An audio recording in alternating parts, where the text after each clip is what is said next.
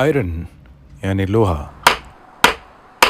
क्या आपको पता है लोहा कहाँ से आया है? जहाँ तक हम जानते हैं कि लोहे को ज़मीन से निकाला जाता है।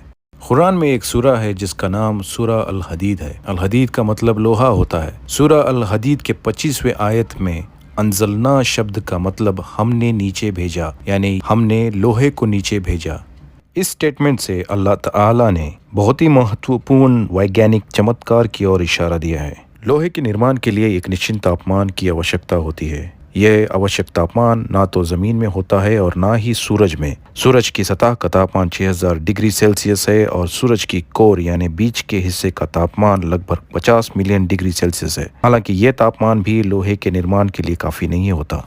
लोहा केवल सूरज से बहुत बड़े तारों में ही बन सकता है, जहां का तापमान कुछ 100 मिलियन डिग्री सेल्सियस होता है। जब तारों के भीतर लोहे की मात्रा एक निश्चित स्तर से अधिक हो जाती है तो तारा फट जाता है। इस विस्फोट को सुपरनोवा कहा जाता है। यहाँ से लोहा अंतरिक्ष में बिखर जाता है। इस तरह 4.5 मिलियन साल पहले एक विशाल एस्टेरॉयड जमीन में टकराया और जमीन के बीच हिस्से में जमीन को एक विशाल आयरन कोर दिया। 1400 साल पहले जब कुरान नाजिल हुआ था तब विज्ञान और तकनीक का नाम तक नहीं था।